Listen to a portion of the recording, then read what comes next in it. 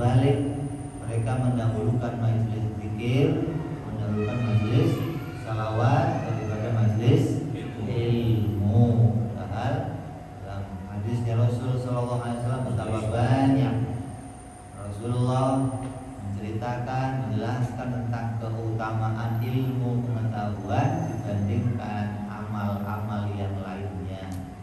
Maka sesuai dengan apa yang sudah biasa kita lakukan, kita tetap mengkaji ilmu akidah. Nah, ini kita khususkan, khusus pada keadaan yang sekarang ini.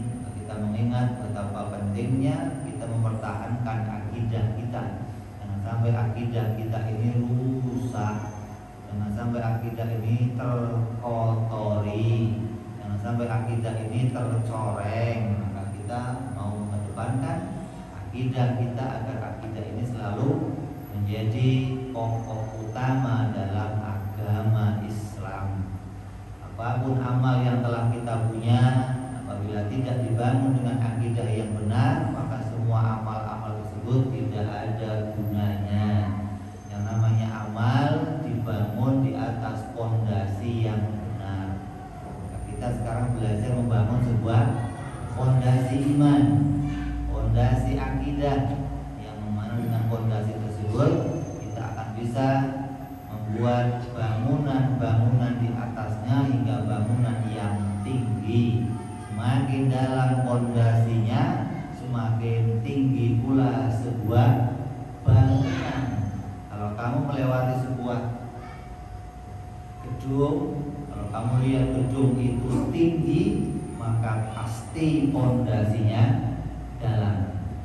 Kalau kamu lihat ada gedung yang hanya beberapa tingkat, maka fondasinya pun akan dangkal. Kalau ada orang mengatakan ini ada fondasi dalamnya 10 meter, mau dibangun bangunan 100 meter, itu nggak mungkin. Maka bangunan itu akan terjungkal, bangunan itu akan roboh, akan menghancurkan bangunan-bangunan di sebelahnya karena dia tinggi tapi tanpa fondasi yang dalam. Maka sesuai dengan apa yang kita kaji, maka kita akan mengkaji terus ilmu akidah pelan-pelan, perlahan, tapi yang penting akidah kita tetap menjadi akidah Ahlus Sunnah wal Jamaah insyaallah. Sampai apa kajian kita yang lalu?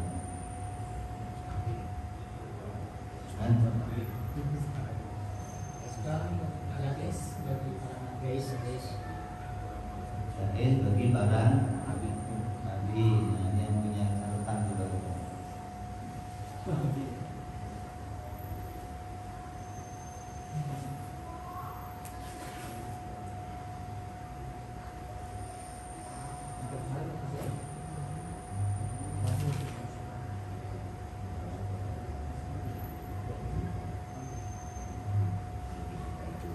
Dalil ya.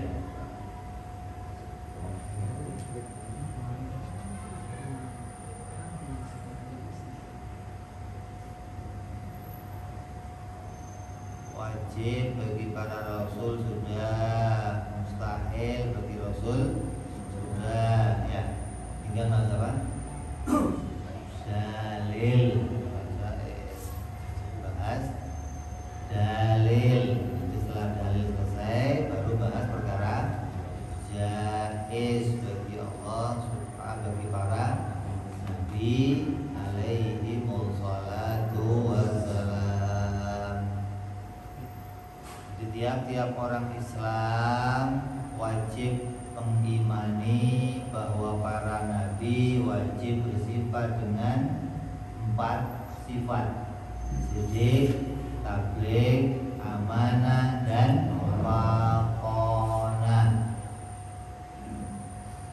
Kalau ditanya dari mana dalilnya orang Islam harus mengimani 4 sifat yang wajib bagi para rasul, maka dalilnya adalah dalil akli, dalil akal, dan dalil syar'i.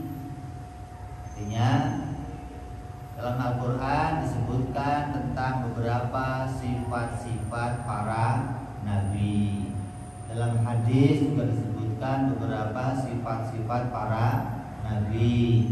Maka orang yang berakal cerdas akan tahu, akan bisa berpikir mana sifat yang menjadi sifat pokok, sifat yang utama, sifat yang menjadi sifat dasar bagi para nabi.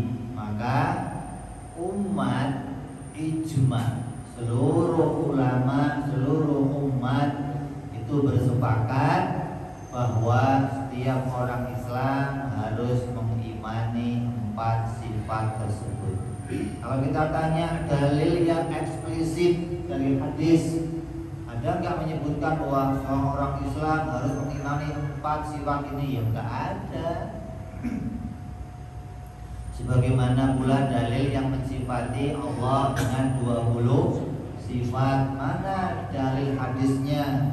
Mana dalil Qur'annya yang menyebutkan bahwa tiap orang Islam harus mengimani 20 sifat? Ya nggak ada hadisnya, nggak ada Qur'annya. Tapi orang Islam diberikan akal yang waras. Maka ada kelompok-kelompok yang kemudian membelakangkan ini, menganggap dalil harus tertulis. Kalau tidak tertulis maka dianggap itu bikin-bikin, itu hanya rekayasa, itu hal baru yang dianggap itu bid'ah yang harus dijauhi. Akalnya tidak digunakan.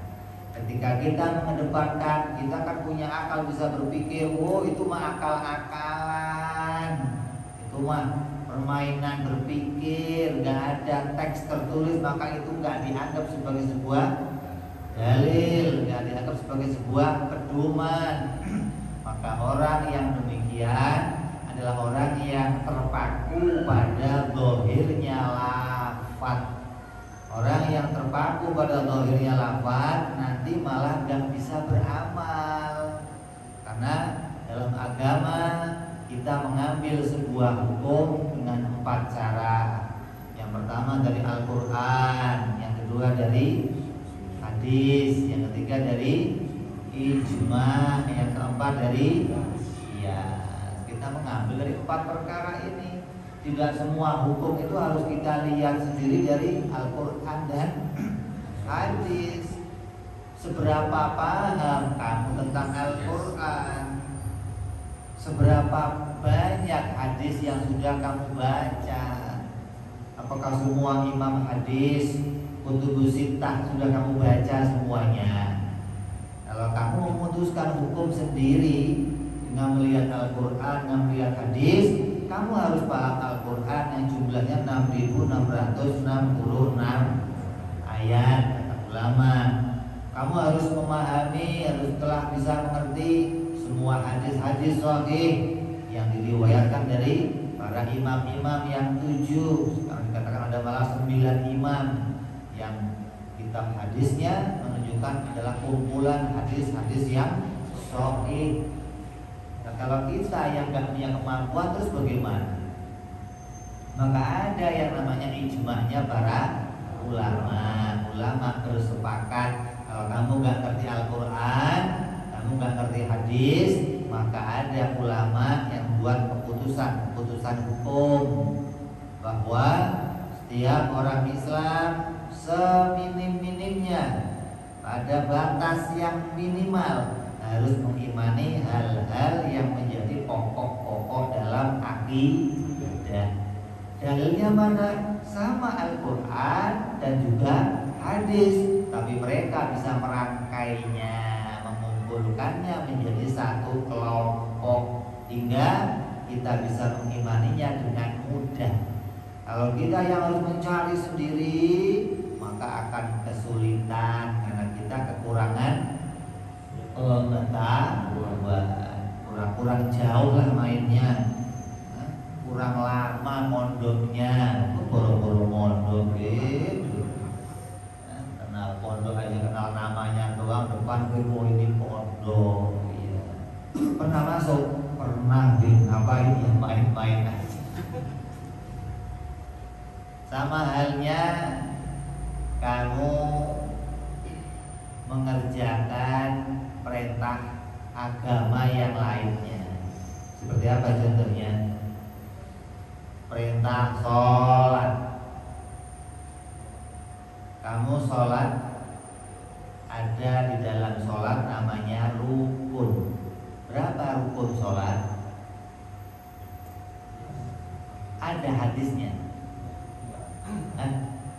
yang mengatakan sholat itu rukunnya 17. Ada lagi ulama mengatakan sholat rukunnya 13. Ada juga mengatakan sholat rukunnya 25. Ada hadisnya langsung mengatakan. Terus kok kamu kerjakan dari mana dasarnya?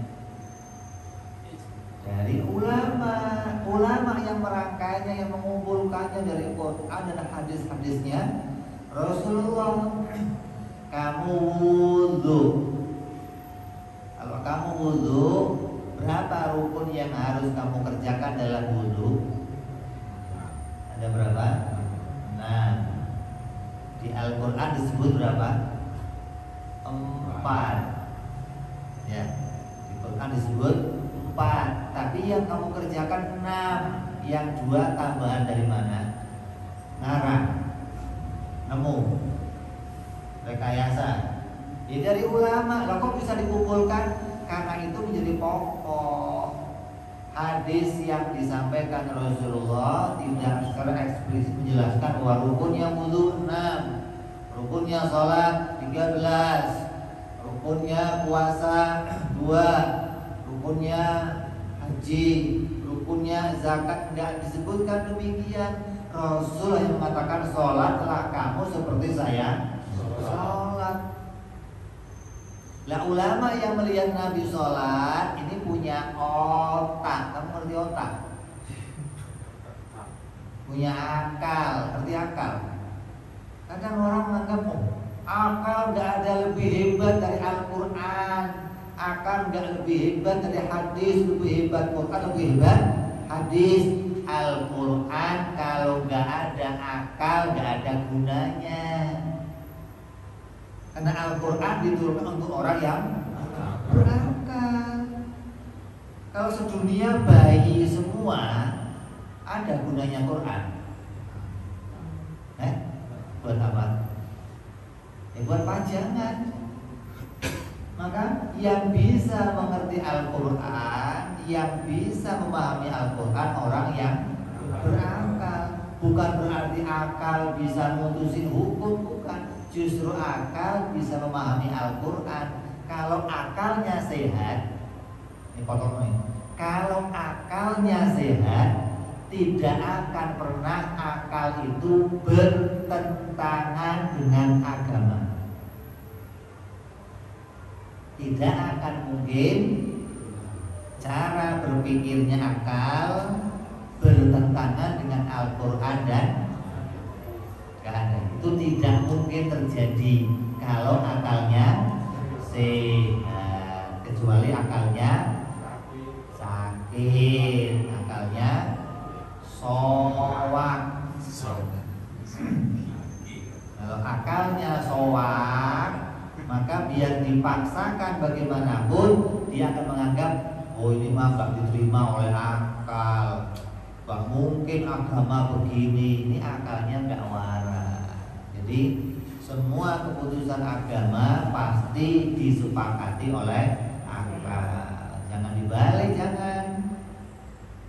Artinya jangan akal yang dikedepankan untuk melihat hukum, tapi Al-Quran dan hadis yang sesuai dengan apa yang menjadi cara berpikirnya ulama yang akalnya sehat, cara berpikirnya manusia yang akalnya sehat. Harus demikian. Jadi kita harus pahami bahwa Al-Quran, hadis sumber hukum.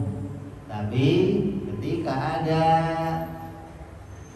perkara yang berkaitan dengan hukum-hukum yang kemudian tidak dijelaskan dalam Al-Quran, tidak dijelaskan dalam hadis, maka ulama membuat kesimpulan hukum, memutuskan suatu hukum. Seperti apa?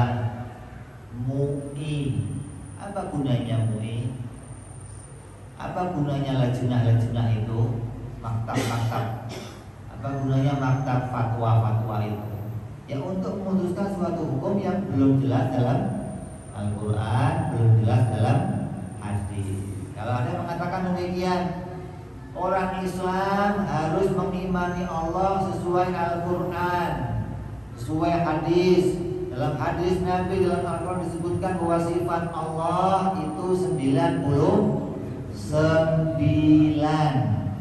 Maka untuk mengimani Allah cukup dengan 99 hal tersebut. Saya tanya, kalau yang nggak paham, nggak hafal 99 hukumnya apa? Hukumnya apa? Hah? Kalau itu akidah, itu menjadi pokok keimanan, maka yang tidak mengimani 99, nggak hafal 99, nggak tahu 99, maka hukumnya kafir atau hukumnya dosa besar. Sementara kamu tanya di luar, berapa banyak orang yang hafal Asmaul Husna?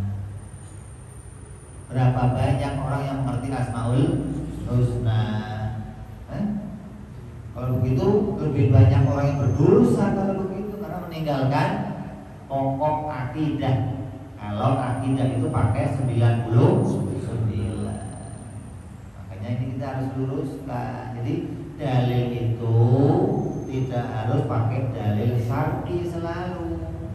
Untuk masalah keimanan, ulama berpendapat ada yang namanya dalil akli, ada dalil yang akal diikut sertakan untuk membuat satu keputusan. Seperti contoh, dalil wajibnya Nabi itu benar.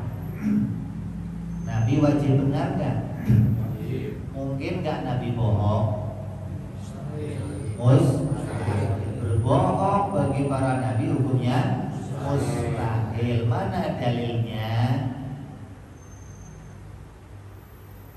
Dalilnya mana? Dalil syar'i. Kalau kamu mengambil dari sebuah hadis, oh ini ada hadis yang mengatakan bahwa Nabi itu orang benar, maka dalil itu tidak lebih kuat dari dalil akli. Ada kalanya dalil syar'i lebih kuat dari dalil akli. Jadi kita harus lihat posisinya atau keadaan yang mau kita dalili lebih kuat dengan dalil akli atau pakai dalil syar'i. Contoh, sifat benar bagi para nabi. Benar bagi para nabi nggak bisa pakai dalil syar'i. Kalau dalilnya syar'i sama saja begini, nabi kita akui benar karena nabinya ngomong saya orang benar. Masa begitu? Kalau kamu ketemu sama orang itu ngasih berita sama kamu bahwa saya ini orang benar, kamu percaya langsung?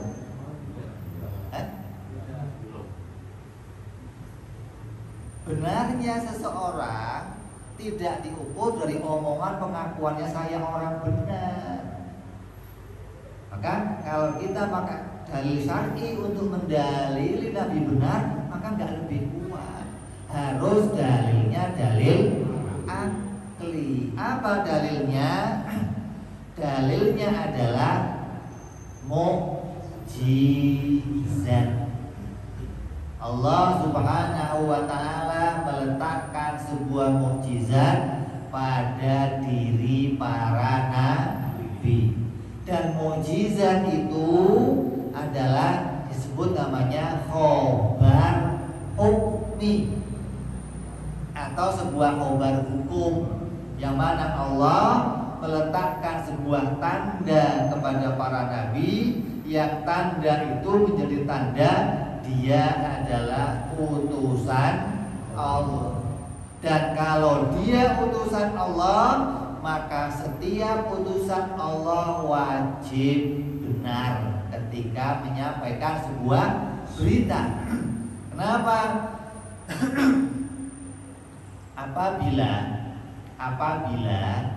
Nabi berbohong, maka berarti kalau ada seorang utusan berbohong, berarti yang mengutus juga bohong.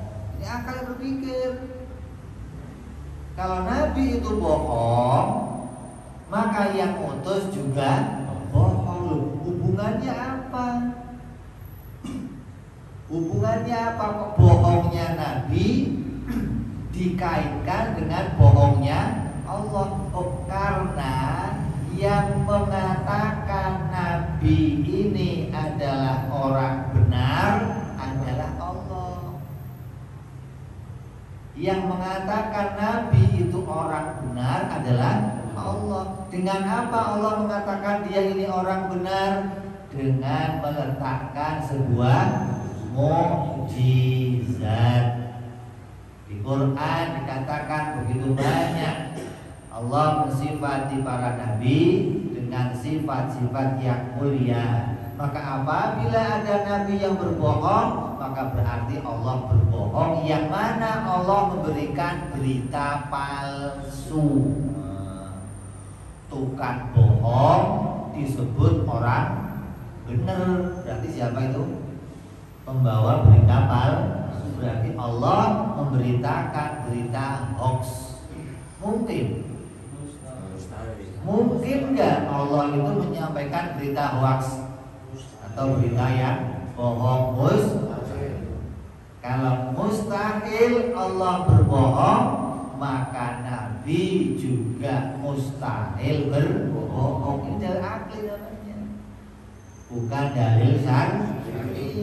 Jadi kita harus bisa pisahin. Ini pakai dalilnya kuat yang mana nih? Kuat dalil akli atau kuat dalil syar'i.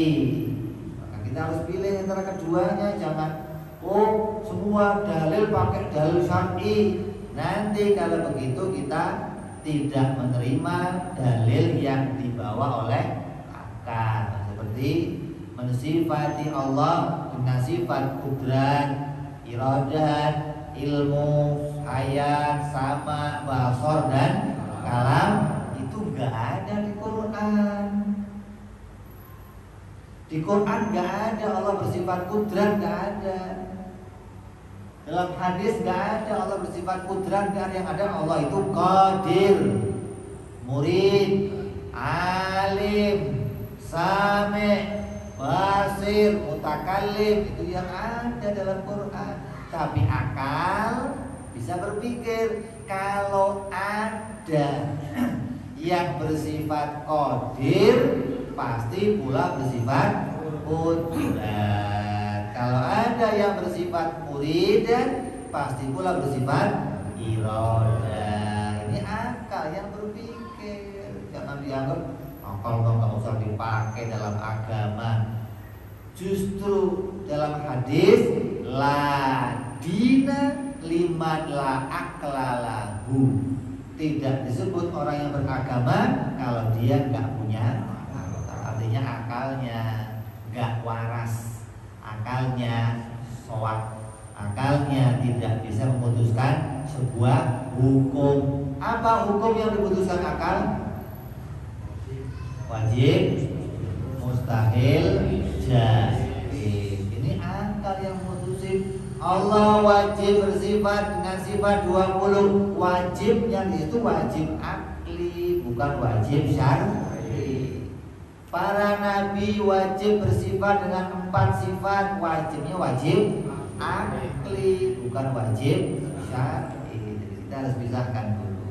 Jadi yang pertama yang mau kita bahas hari ini adalah mendalili bahwa para nabi itu bersifat dengan sifat siddiq, yaitu wajib bersifat benar. Kita ambil contoh. Kalau ada seseorang datang ke suatu tempat, kemudian dia mengaku sebagai seorang utusan raja atau atau di antara kamulah tahu-tahu berdiri terus ngomong saya utusan Jokowi, percaya nggak kamu langsung? Saya utusan kerajaannya, sekarang baru muncul kerajaan apa itu? Buru-buru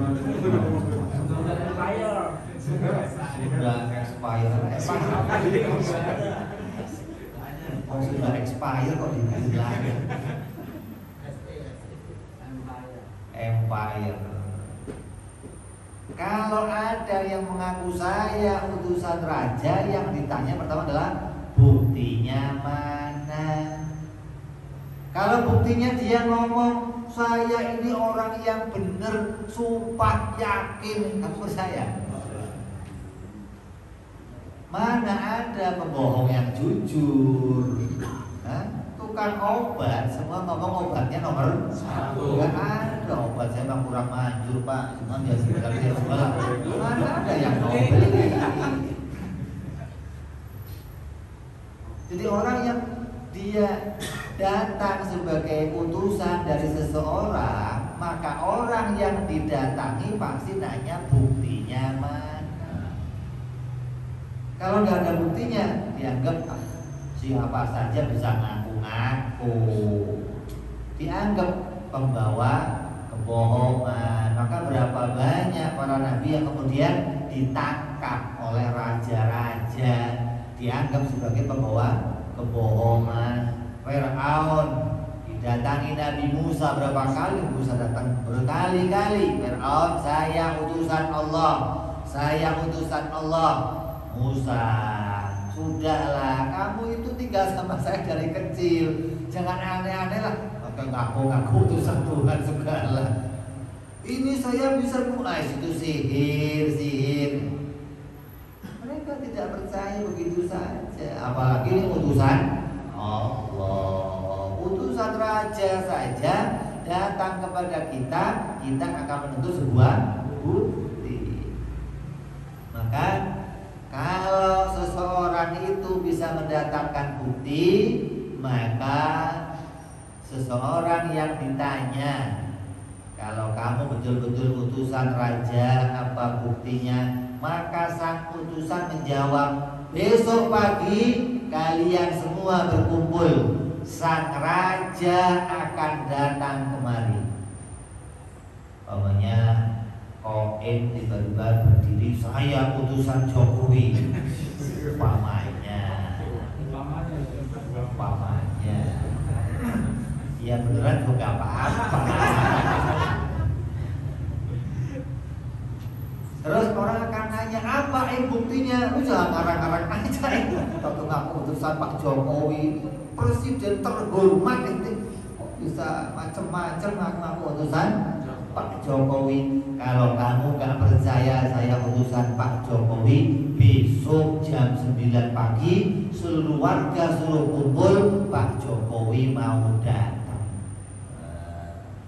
Maka besok warga berkumpul jam 9 tepat, Pak Jokowi datang, kuceluk datang ke tempat acara, berdiri di atas mimbar dan dia bicara, Koim betul-betul utusan saya. Kira-kira masih ada yang gak percaya? Masih ada? Semuanya akan. Kenapa?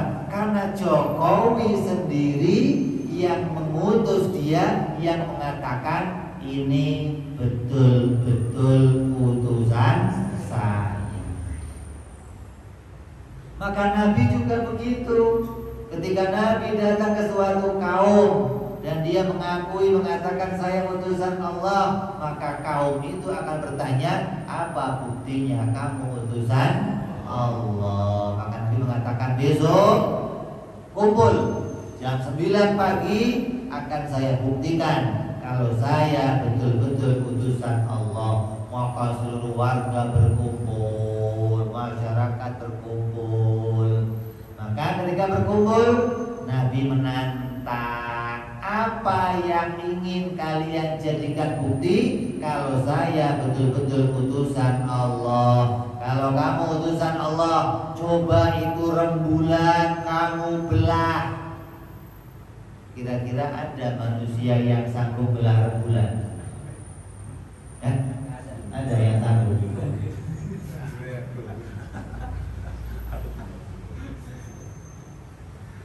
Belah durian,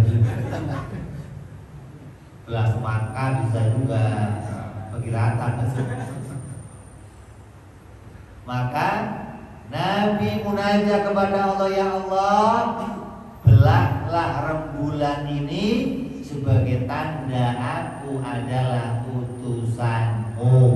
Maka Allah membelah rembulan itu, dan dibelahnya rembulan itu namanya mukjizat, namanya khobar hukmi.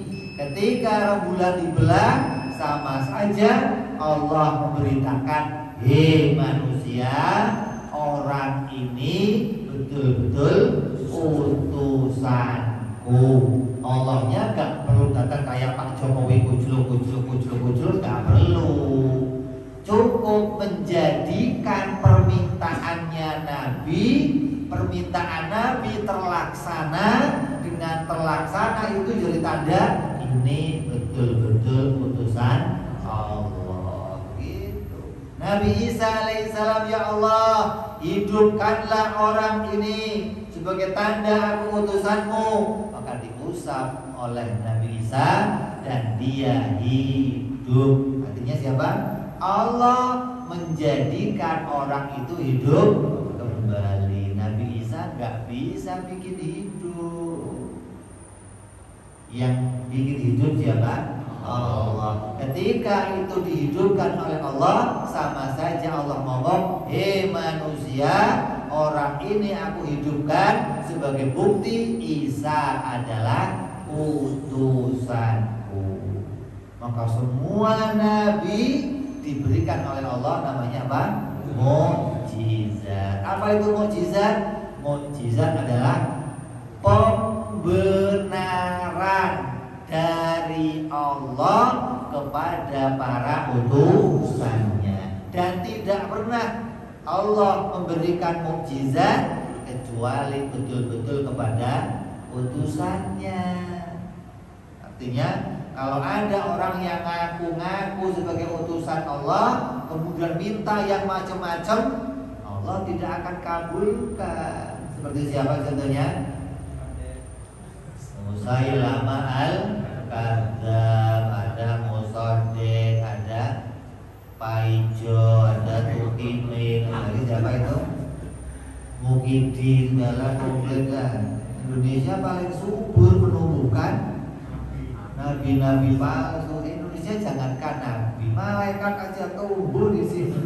Tempat lain nggak tumbuh. Di sini komplit, penjara itu komplit, ada malaikatnya, ada nabinya di penjara semua. Polisi Indonesia top cerdas, malaikat ditangkap, nabi ditangkap. Hebat. Maka Allah tidak pernah memberikan mukjizat kecuali kepada para nabi. Ketika Musailamah al-Kadzdzab mengaku dirinya sebagai utusan Allah, dia kirim surat kepada Nabi Muhammad. Coba, Nabi yang asli dikirimi surat sama Nabi yang palsu. Kata Nabi palsu, Muhammad, kita sekarang bagi tugas. Lu daerah Arab sono, Mekah, Madinah yang lainnya, gua bagian Yaman dan sekitarnya. Musailamah berasal dari Yaman, maka daerah Yaman sudah banyak yang percaya kalau Musailamah betul-betul utusan Allah. Tapi setiap utusan Allah selalu diberikan mukjizat. Maka ketika Musailamah akan mengeluarkan mukjizatnya, Allah tidak mengabulkannya. Tanda ini bukan utusan Allah. Musailamah minta kepada Allah, ya Allah, jadikanlah sumur. Kebetulan ada orang yang minta, dia punya sebuah sumur yang sumurnya itu kering. Ini juga pernah terjadi pada Nabi Muhammad SAW. Rasulullah pernah dalam suatu perjalanan mendapati sumur yang kebetulan sangat dibutuhkan untuk minum hewan-hewan dan minum semua pasukan, tapi sumurnya asin. Dulu kalau sumur asin di Arab dikasih tanda silang, tidak boleh diminum, baik untuk ternak juga nggak boleh. Yang ada bukan malah seger tambah haus, malah lu minum air asin belum 5 menit haus lagi. Maka oleh Rasulullah munajat kepada Allah, kemudian dia berdoa, dan seketika itu dirubah oleh Allah, airnya menjadi air tawar, dan kemudian ditimba dan dipakai minum kepada hewan-hewan semua dan pasukan semuanya. Tapi ketika Musailamah doa, ya Allah, jadikanlah sumur ini keluar airnya, yang keluar marah comberan, yang keluar marah air got, yang air itu nggak bisa dipakai untuk minum. Tandanya apa? Dia pembohong, dia bukan utusan Allah. Begitu pula Musailamah pernah lagi. Suatu hari Nabi SAW mengusap rambutnya umat. Seorang itu dulu kalau baru lahir seringkali dibawa ke Nabi, kemudian ditaktik dan diusap rambutnya agar menjadi orang yang punya rambut yang tebal, yang keren, yang ganteng. Maka suatu hari ada seseorang yang datang ke Musailamah ingin diusap rambutnya agar rambutnya tebal dan ganteng anaknya, cantik anaknya. Ketika datang ke Musailamah, dia munajat kepada Allah, diusap rambutnya, bukan tumbuh malah rontok. Dan rontoknya gak cuma hari itu, sampai mati bayi itu gak ngeluarin rambut. Tandanya apa itu? Pembohong. Allah tidak pernah membenarkan para pembohong, gitu loh.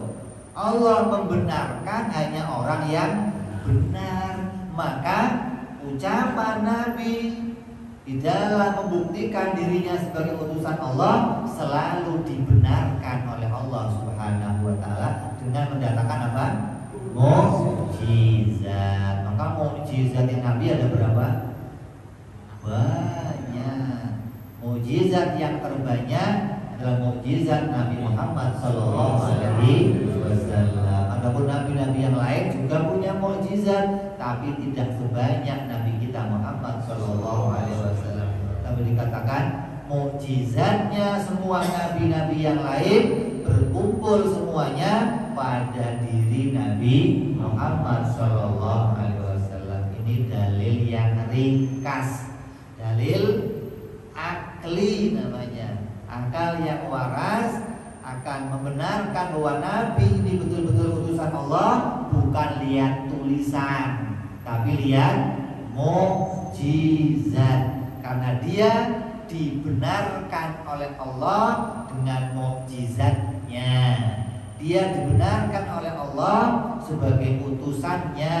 Apapun yang dia minta selalu dibenarkan oleh Allah. Maka ini jadi tanda Allah membenarkan dia sebagai utusannya. Apabila Nabi yang tadi dibenarkan oleh Allah kemudian berbohong, maka berarti Allah juga berbohong. Di mana kebohongan Allah? Membenarkan orang yang tidak benar. Yang namanya benar itu yang membenarkan orang yang benar, itu benar namanya. Kalau orang bohong dibenarkan namanya bohong.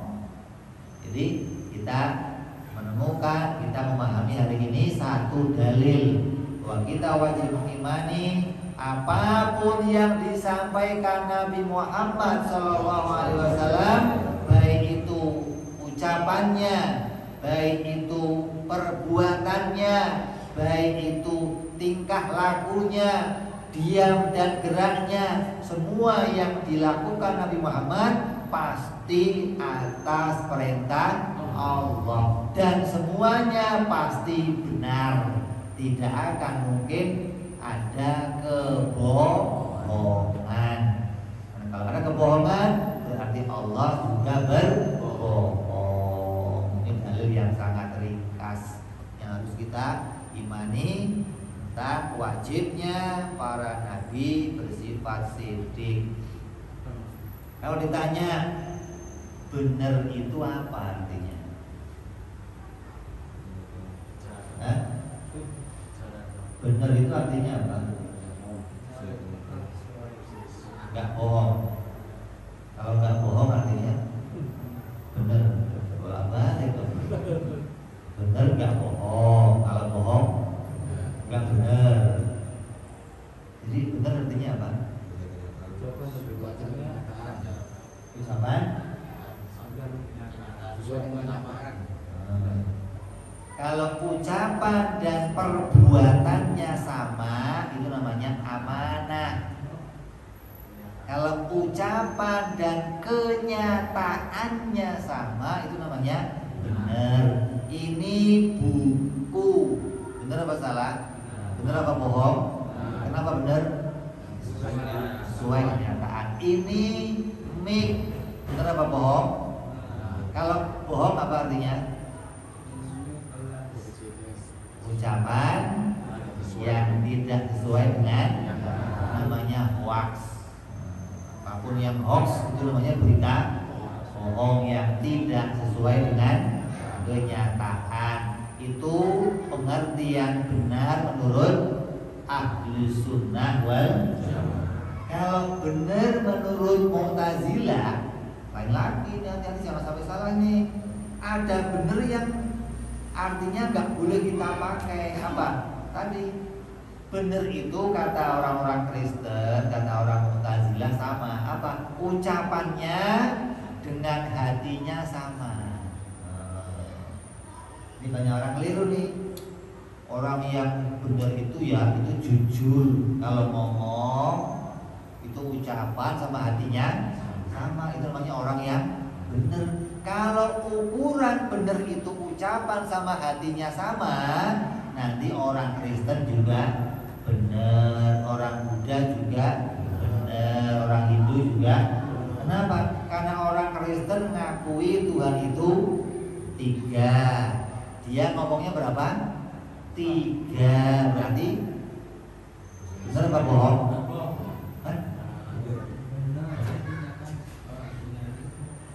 Orang Hindu mengakui Tuhan itu ada di atas, kotak, gede banget. Dia ngakui Tuhan ada di benar apa bohong? Kalau menurut takrif tadi, pengertian tadi, maka orang Kristen itu orang benar. Kenapa? Ketika mengatakan tentang Tuhannya sesuai dengan hatinya. Orang Buddha ngomong tentang Tuhannya sesuai hatinya. Orang Konghucu ngomong Tuhan sesuai hatinya. Orang Yahudi ngomong Tuhan sesuai, maka ucapan yang sesuai hati belum tentu benar. Gitu. Karena benar itu nggak terkait sama hati, tapi terkait sama kenyataan. Gitu. Kalau kenyataannya memang dia itu Tuhan, kamu akui Tuhan, kamu benar. Kalau kenyataannya dia bukan Tuhan, kok kamu akui Tuhan, berarti bohong, kamu gak benar.